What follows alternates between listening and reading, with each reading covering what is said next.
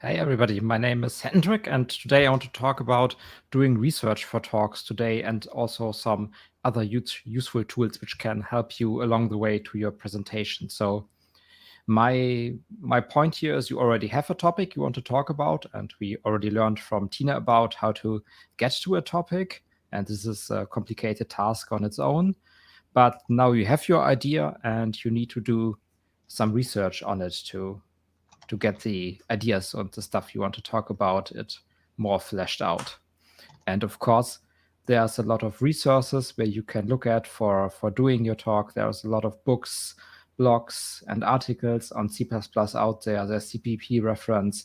There's a lot of other talks and written material. And of course, you can go through all of that. And this makes totally sense to go through a lot of material. But what my takeaway here is, it is impossible to remember what is written where without note taking and writing stuff down. And if you don't do that, you might get confused along the way. And I want to share a little bit about the system I use for that, for note taking and knowledge management. Because usually, if you don't have a system, you have something like this desk on the right here, and this could be a picture of my desk in the past. Yeah, so I like to have lots of paper lying around with stuff written on it. And since doing research means reading a lot of things and taking notes, this can happen pretty fast. But I think notes on their own have less value if they are not organized or connected. So you will never find the things you are looking for and which you need right now at the moment to, for example, work on a certain slide. And you can easily lose yourself in unorganized notes. And there are several systems for knowledge management. And today I want to talk about one of them, which is called Zettelkasten, which is a slip box. And it's a method for organizing notes. And the idea is that you have notes which are short and contain mostly a single piece of information. And the value from these notes comes from tags, like on Twitter with the hashtag, and hyperlinks between these nodes. And with that, you can organize and interconnect your knowledge. And usual people have also folders, like, for example, you have literature notes where you have a short summary of a piece of literature, like a book or a chapter or a blog post, which then contains hyperlinks to nodes which contain the actual knowledge from the literature. These are then the knowledge-based nodes, where they contain then mostly one piece of information or knowledge, and again, hyperlinks to each other or to literature nodes. And something like fleeting nodes, where you have short-lived temporal nodes with, like, where you can write down what you need to do or where to look for new stuff to research, and this stuff might be reworked or deleted later. And you see here on the right-hand side an analogous version of that, but we have more in the digital world. And I really like software which is called Obsidian, which is a note-taking software based on Markdown, and it supports this Zettelkasten method, but also other methods and as well.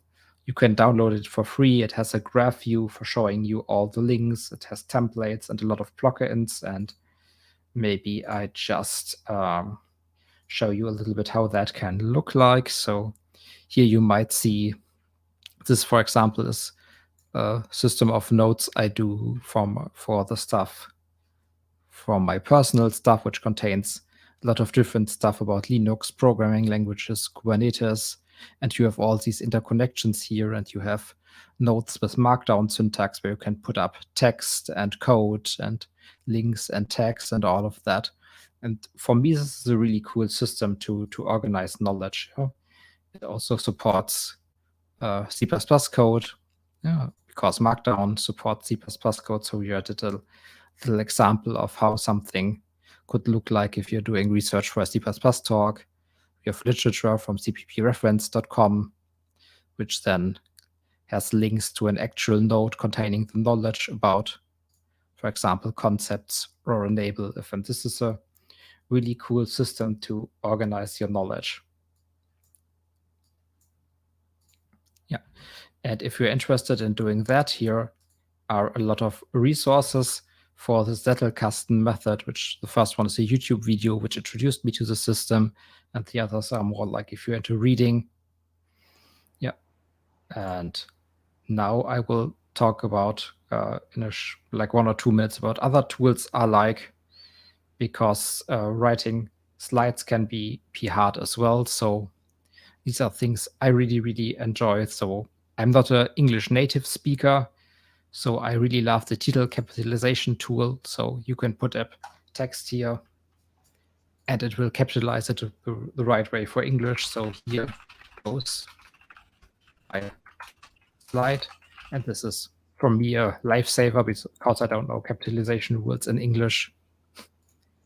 And also other stuff you have for highlighting code. There's a slide code highlighter where you can get nice highlights, or with Carbon you can get images. We have some sites for getting free image resources, which is also pretty cool. And if you're doing talk, which also contains math, there are online LaTeX editors, and you can use, I will put up the slides after the event so you can have a look there for these tools. And yeah, last but not least, if you're already using Markdown for your notes, you can do also your slides in Markdown if you're interested in that, because Markdown supports syntax highlighting and equations. And one framework which I really like is called MARP. And if you want to do something like that, Visual Studio Code supports that, and you can write really nice slides in Markdown just by using Markdown with a few additions, and can get something like these things here on the right with a nice theme, a footer, a header, some syntax highlighting for C++, some math, and the typical lists you need for bringing down for your items. And yeah.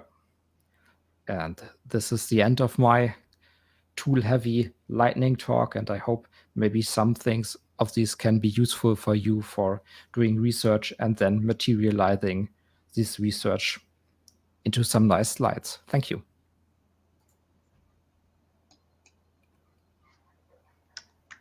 Thank you, Hendrik. That's really great. I got to look at some of those tools.